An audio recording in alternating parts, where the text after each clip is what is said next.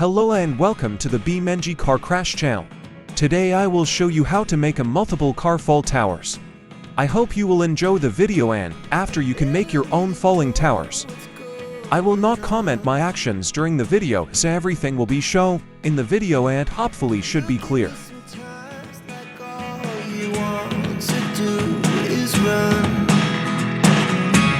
Hear me out, hear me out.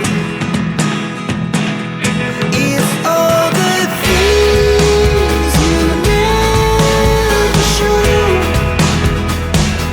there are the things I want you to know. Secrets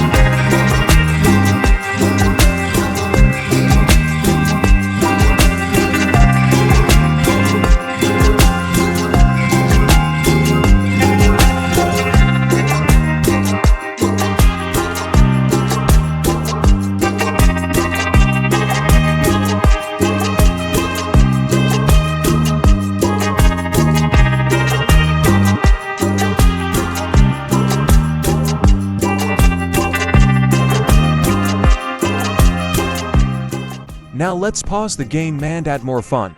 Let all the buses tover explode.